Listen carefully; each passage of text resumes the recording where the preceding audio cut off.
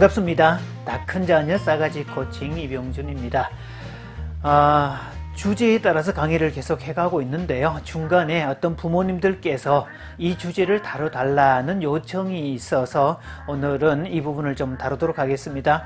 바로 자녀들의 용돈에 관한 이야기입니다. 그래서 오늘 49강째 49번째 용돈 어떻게 줘야 할까요? 이런 주제를 말씀드리겠습니다. 지금도 이 진행형 몇 가정의 이 다 큰 자녀로 인한 싸가지 코칭을 도와드리고 있습니다. 또 온라인 줌을 통해서 비대면 강의로 지원 그룹을 진행을 하고 있는데요. 자, 이런 모임들에서 혹은 실제로 진행하는 싸가지 코칭, 실시간 코칭에서 부모들이 꼭 묻는 질문 중에 한 가지가 용돈에 관한 이야기입니다. 용돈을 언제부터 줘야 하는 거냐, 얼마만큼 줘야 되는 거냐, 현금을 줘야 하나, 체크카드를 줘야 되는 거냐, 대학생 자녀는 신용카드를 맡긴다는 그런 집도 있었는데요. 자, 이 자녀들의 용돈에 관한 그런 기준들과 이 지급에 관한 몇 가지 원칙들을 말씀드리겠습니다. 자, 용돈이란 아이가 자기 생활에 필요한 돈을 얘기합니다. 즉, 아이들에게 일종의 품위 유지비에 해당되는 것이 용돈입니다. 따라서 용돈이 필요하다는 말은 아이들이 부모하고 관계 속에 있던 아이가 또래 집단으로 이동하는 관계를 얘기를 하지요. 아주 빠른 시기는 유치원부터가 해당이 되지만 유치원은 이 또래 집단으로 보기에는 조금 이른 감이 있고요. 학령기 정도, 그러니까 초등학교를 들어가는 시기 정도로 보시는 게 좋습니다. 어릴 때는 용돈 자체가 필요하지 않은 것은 아이들은 의식주에 해당되는 모든 것들을 부모가 알아서 제공해주고 있기 때문입니다. 아이들은 절대 의존의 상태이기 때문이고 부모하고 관계가 중요한 시기가 어릴 때이기 때문이죠. 자, 그런 면에서 아이가 부모의 슬하에 있다가 이제 또래 집단으로 옮겨가게 되는 가장 공식적인 통로가 학령기입니다. 즉 초등학교 들어갈 때부터가 되겠네요. 그래서 용돈을 지급하는 시기는 초등 고학년 정도가 보편적으로 맞겠고요. 또 경우에 따라서는 아이가 좀 똑똑하고 영악하고 돈을 쓸 줄 아는, 돈을 쓸 수 있는 그런 여유가 됐다면, 심부름 같은 것도 해오고 돈의 가치도 알고 그랬다면 초등 저학년에도 실시할 수 있습니다. 자, 일단 용돈의 기본 전제를 알아야 되는데요. 용돈을 지급한다는 개념은 용돈을 받는 아이가 합리적 판단을 하고 이성적 판단을 한다는 기본 전제가 깔려 있습니다. 그래서 필요한 곳에 적절하게, 유효적절하게 활용한다는 그런 개념이 들어가 있지, 충동 구매를 한다거나 과도한 군것질을 한다거나 이렇게 낭비를 하거나 또 다른 곳에 허투루 쓰게 된다면 그 아이는 용돈을 지급하면 안 됩니다.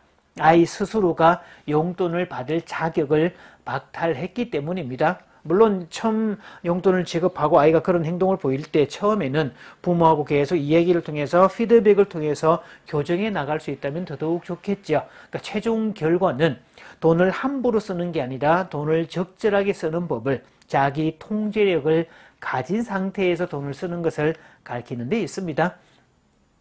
또 용돈의 기본 전제는요, 선의무 이행 후 권리 주장. 아이가 갓난 아기 때는 어떤 의무도 없습니다. 이 아이는 무조건 권리만 있죠. 자신에게 필요한 것들, 울음으로써 자기에게 필요한 것들을 그저 울기만 하면 돌봐주는 부모가 알아서 모든 걸 다 챙겨주는 때입니다. 자, 그런데요, 아이가 또래 집단으로 관심사가 이제 옮겨졌다는 개념이고, 그때부터 아이는 자기 앞가림도 할 수 있고 의사표현도 정확하게 할 수 있고, 그때는 선, 의무, 이행, 후, 권리, 획득, 이런 구조로 가야 된다는 사실이죠. 그래서 용돈을 지급할 때는 선, 의무, 이행, 후, 권리, 획득. 그래서 선, 의무, 이행을 안 할 경우는 용돈을 받을 수 없다는 것도 부모는 확실하게 정리를 하셔야 됩니다. 부모 말도 듣지 않으면서 의무도 이행하지 않으면서 권리만 주장하는 것을 억지라고 그럽니다. 그러니까 아이들이 정당한 요구, 정당한 청구는 받아줄 수 있지만 억지는, 자기는 아무것도 안 하면서 받기만 하겠다는 그런 억지는 정말 왕이 된 자녀의 특성이고 싸가지 없는 자녀의 특성이기 때문에 부모는 절대로 들어주면 안 됩니다. 자, 그 다음 용돈을 말 그대로 품위 유지비, 자기 용돈으로 지급을 하는 건데 그 용돈이라고 해서 100% 자기만 위해서 쓰는 건 아닙니다. 자, 돈의 궁극적인 목적, 원래 돈이란 말이 돌고 돈다, 여러 사람을 거쳐서 온다, 돈다, 그래서 돈으로 만들어져 있는데, 그래서 돈의 궁극적인 목적은 돌고 도는 데 있죠. 즉, 아름다운 관계를 맺고 그 관계를 유지해가고 좋은 관계를 형성하는 그런 용도로 써야 돈의 목적과 부합한다는 이야기입니다. 그래서 돈의 궁극적인 목적은 나눔에 있고, 그 돈을 통해서 친구들 생일이나 축하할 일들, 또 부모, 형제들을 위한 용도, 가족을 위한 용도로 쓰는 것들이 맞죠.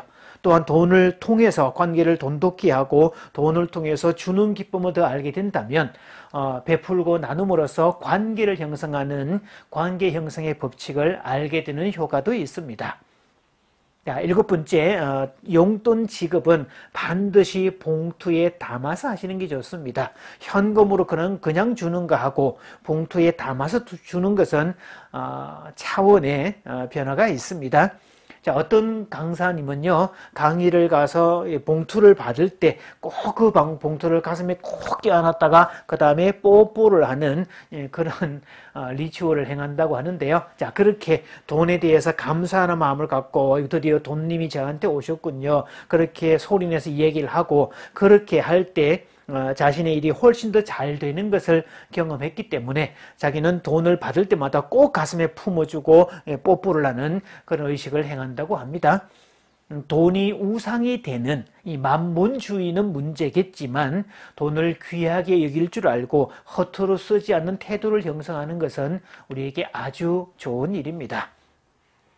그럼 도대체 돈을 얼마만큼 줘야 될까 이렇게 묻는 분이 있는데요. 그 기준에 대한 개념은 없습니다. 각 가정마다 형편에 따라서 적절하게 분배를 하셔야 되는데 이것은 부모가 서로가 의논하셔서 만들어야 되는데 단 기준은 내가 생각했던 것보다 약간 부족하게 주는 것이 좋습니다. 그 이상으로 풍족하게 주어버리면 아이는 과소비하거나 허투루 쓸 위험성이 다분하고요.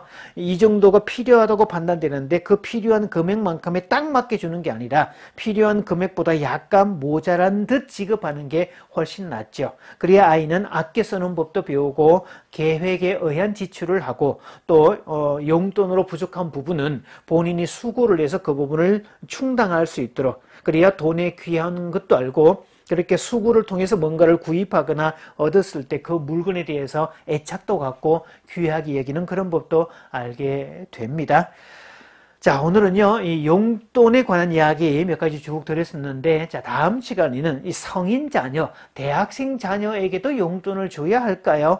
이 주제를 말씀드리겠습니다.